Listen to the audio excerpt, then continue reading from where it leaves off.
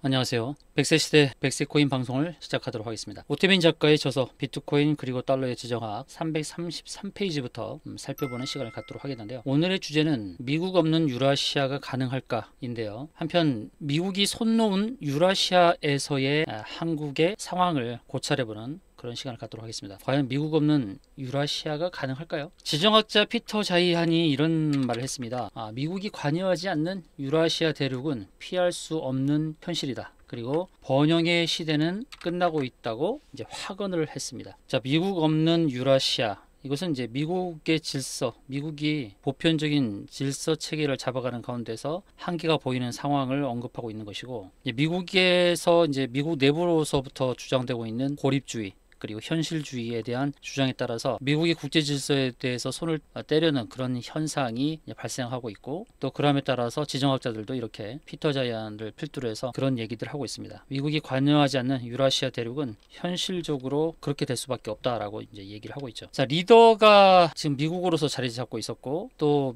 미국이 그 질서를 유지하기 위해서 많은 비용을 지불했었죠. 그래서 그 비용을 지불하는 것을 못마땅하게 여기는 내부적인 불만이 있는 것입니다. 근데 현실적으로 그렇게 미국 없는 유라시아가 가능한지를 살펴봐야 되는데요. 자, 미국은 포스트 1945 포스트 1945 체제, 브레튼 우주 체제에서 미국이 이제 기축 달러로서의 그런 역할, 그리고 고정 환율제로서의 그런 역할들을 감당을 했었죠. 그러니까 브레튼 우주 체제는 44개 연합국 국대표들이 뉴햄프셔주 브레튼 우주에서 체결을 했던 그 협정에 따라 발족한 국제 통화 체제를 말하는데, 그것은 국제 유동성 부족이라든지 외환 규제 확산 등의 그런 위기를 타개하기 위한 하나의 방편이었습니다. 그래서 미국 달러화를 기축 통화화하는 기준과 더불어서 고정 환율 제도를 통해서 당면한 문제들을 해결하고자 했던 것이죠. 그 이후로도 몇 가지 조정이 있었지만은 미국을 중심으로 하는 세계 체제가 계속해서 이루어져 왔는데, 이제 금융적인 면에서 그런 부분과 있었고, 또 지정학적인 면에서는 또 미국이 어떤 역할을 했냐면 해상 체계에서의 질서를 가져왔던 것이죠. 특히 유럽에서 북동아시아를 이어주는 해상로는 원래 해적이 들끓고 지역적 강자들 간에서 저기가 소용돌이치는 곳이었죠. 그래서 미국이 없는 상태에서의 이 해상로의 안전을 지키기는 상당히 어려운 그런 상황이었습니다. 근데 공해상에서 이제 항행의 자유를 지키고 또 원거리 무역을 가능하게 한 것은 미국이 주도하는 체제에서 가능했던 것이죠. 그래서 인류가 깊은 바다를 항해하기 시작한 것은 비교적 최근의 일이라고 하는데, 그것은 미국의 역할이 굉장히 컸다라고 할 수 있겠습니다. 특히 공해상에서 그렇게 항행의 자유를 지키게 한 게 된 것은 바로 미국의 항공모함이라든지 또 스텔스 전폭기라든지 인공위성 덕분이라고 할 수 있겠죠. 그래서 포스트 1945 체제, 브레튼 우주 체제 이후에 원거리 해상 무역의 특징은 첫 번째, 배가 엄청나게 커졌죠. 그리고 컨테이너 발명이 되면서 컨테이너에 물건을 넣고 그 컨테이너를 배에 쌓기만 하면 부두에서 일일이 물건을 풀었다가 포장해서 실을 필요가 없이 바로 컨테이너만 실어가지고 목적지까지 이제 운반할 수 있는 편리함이 만들어졌다는 것입니다. 두 번째는 편의 치적선 제도로 하는데요. 배들이 국적을 갖는 데 있어서 세금과 여러 가지 규제를 회피하기 위해서 선주의 국가가 아니라 제3국의 국적을 둘 수 있게 하는 것, 이런 것에서 그 포스트 1945 체제, 그 체제 하에서의 그 해상 무역의 두 가지 특징이다라고 이제 언급을 하고 있습니다. 다시금 말씀드리지만 공해상에서 항행의 자유를 지키면서 원거리 무역을 가능하게 한 일은 바로 미국 주도 체제에서의 빛나는 성과였다, 이렇게 언급을 하고 있습니다. 그래서 원거리 무역이 가능하게 한 것은 이렇게 강대국, 꼭 미국이 지역적인 패권을 억눌러 줬기 때문이죠. 지역적으로 해적들이 강하게 설치는 가운데서 강대국의 미국이 중심을 잡아줬기 때문에 공해상에서의 항행의 자유가 가능했다라는 얘기를 좀 하고 있습니다.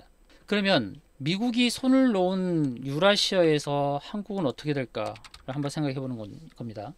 또 피터 자이언, 지정학자 피터 자이언이 또 이렇게 얘기했어요. 미국 없는 유라시아일 때는 한국이 가장 큰 타격을 입는 국가 중에 하나라고 이렇게 언급을 했어요. 그것은 한국은 60%가 넘는 수출입 비중이기 때문이죠. 그래서 우리는 이제 세계 체제를 통해서 가장 큰 혜택을 봤다는 것이죠. 그런데 미국이 손을 놓게 되면, 이 유라시아에서 손을 놓게 되면 수출 비중이 많은 한국으로서는 당연히 타격을 입을 수밖에 없다, 이렇게 언급을 하고 있습니다. 그래서 우리가 미국의 달러 특권을 없애라 라고 말하는 것은 곧 미국이 공해상의 안전을 위해서 해왔던 그 안전 역할을 그만두라고 주장하는 것과 똑같다는 얘기입니다.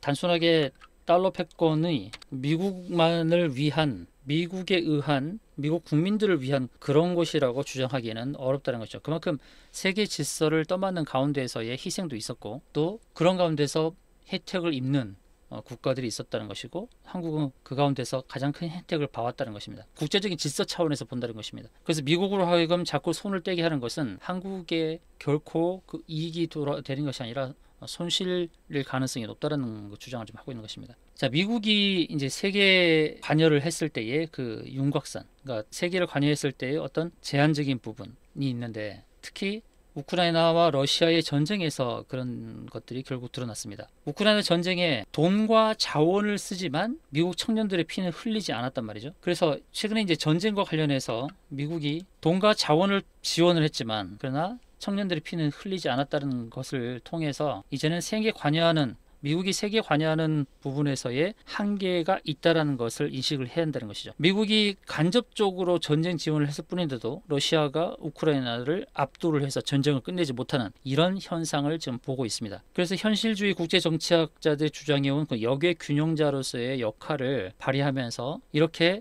내부적으로는 고립주의를 주장하는 사람들에 의한 그처럼 군사에 참여는 하지 않았고, 또 그러면서도 간접적으로 참여하면서도 아주 똘똘한 리더십을 발휘하게 됐다는 것이죠. 그런 관점에서의 앞으로의 전쟁과 관련해서 미국이 어떠한 전략을 취하는지가 중요한 상황이 되었습니다. 과연 한반도에 대해서 미국이 이제 영의 균형을 추구할 때 어떨 것이냐. 그런데 한반도는 좀 다르게 볼 필요성이 있다라는 주장도 있다는 것입니다. 우크라이나 전쟁에 미국이 간접적으로만 참여하는 그런 형태를 봤을 때 사실 각 나라는 경계심을 가져야 되고 경각심을 가져야 된다라고 보고 있고, 여기 한반도도 마찬가지입니다. 한반도에서 전쟁이 벌어졌을 때 미국이 우크라이나 전쟁과 같은 그런 사례대로 행동할 것인가에 대한 조심스러운 관점으로 바라보는 그런 시각도 분명히 있습니다. 그래서 이런 상황 하에서 우리가 미국을 크게 자극할 것도 아니고, 그리고 주변국 상황 하에서도 주변국을 자극해서도 안 되는 그런 균형적인 시각이 필요하다는 내용도 지금 작가가 얘기하고 있습니다. 그래서 다음에 보는 내용들이 바로 이 한국과 일본의 적당한 긴장감을 원하는 미국이라는 내용을 살펴볼 필요성이 있는데요. 한국과 일본, 이 지정학적인 관점에서, 그리고 지리학적인 관점에서 봤을 때 일본은 미국과 국경을 맞대고 있습니다. 그걸 육지가 아니라 바다를 통해서 국경을 맞대고 있습니다. 그리고 일본과 한국과 중국이 차례차례 놓여져 있는 가운데서 지금 미국이 가장 경계하는 것은 중국의 태평양 진출이죠. 그래서 한국과 일본이 지역적인 그 자리, 지역 안보의 일부를 좀 맡아주기를 바라는 그런 마음이 있을 것입니다. 그래서 한국과 일본이 대립하는 것을 원치 않을 거예요. 최근에 한미일의 정상회담을 보셨듯이 한국과 일본이 지역 안보로서 일부를 떠맡아주기를 바라고, 한편으로는 일본이 강하게 급부상되는 것을 원치 않는다는 것이죠. 참 미국의 입장에서도 굉장히 딜레마입니다. 미국은 일본의 군사력이 커지는 것을 사실 허용을 해줬죠. 왜냐하면 중국을 경계하기 위해서 일본이 커지는 것이 필요했기 때문이죠. 그런데 중국을 봉쇄한 이후에도 일본의 군사력이 그렇게 강하게 남아주기를 바라진 않을 것입니다. 그러니까 한국과 일본이 이 태평양 지역에서의 안보의 일부를 떠맡아주길 바라면서도 한편으로는 일본의 급부상을 원치 않는 딜레마에 있는 것이죠. 이런 상황의 하에서 한국에 대해서 요구하는 것은 또 지나치지 않는 반일을 원하는 것이죠. 반일 정서가 확대되는 것에 대해서 미국은 우려를 한다는 것입니다. 그냥 미국이 원하는, 미국 중심의 미국 관점에서 봤을 때에 중국을 경계해야 되는데, 중국을 경계하기 위해서는 한국과 일본이 지역 안보를 맡아주기 바라는 건데, 한국에서 반일 정서가 확산되면서 일본과 협력을 하지 않는 것을 미국은 원치 않는다는 것이죠. 그렇다고 우리가 미국이 원하는 것을 다 받아주는 수준으로 가는 것을 말하는 것은 아닙니다. 현재 지정학적 관점에서 그렇다는 것이죠. 그래서 지금 우리의 입장에서는 중도가 필요할지도 모르겠습니다. 중도. 굉장히 전략적으로 정치력을 발휘할 필요성이 있고, 또 전략적으로 경제력에 대한 관점을 발휘하는 것도 굉장히 중요한 시점이 아닌가. 한계 없이 치닫는 반일만큼이나 지나친 한일은 미국을 긴장시킬 것이죠. 그러니까 친일이죠. 지나친 친일. 지나친 반일도 좋지 않고 지나친 친일도 썩 좋지 않다는 것이죠. 과유불급입니다. 현재 우리의 한반도의 상황이 어떻게 보면 지정학적으로 굉장히 중요한 상황이 되었습니다. 미국의 고립주의와 현실주의는 미국으로 하여금 한반도에서 존재감을 줄이고 중국 봉쇄에 집중할 것을 요구하고 있습니다. 그 이유는 뭐냐면 북한이 계속되는 도발로 인해서 전쟁 가능성이 한반도에 발생했을 때 전쟁이 발생했을 때 미국 청년들로 하여금 한 번 더 싸움에 끌려 들어가는 것을 염두하는 겁니다. 베트남 전쟁에서의 그런 경험을 했죠. 베트남전에서 미군이 5만 8천 명이 사망을 했단 말이죠. 그래서 이제 한반도에서의 또 다른 전쟁이 벌어졌을 때 한반도 싸움에 끌려 들어가기보다는 우크라이나 전쟁처럼 돈과 자원만 쓰는 것을 원할 수도 있는 것입니다. 작가는 그 얘기를 하고 있는 거고요.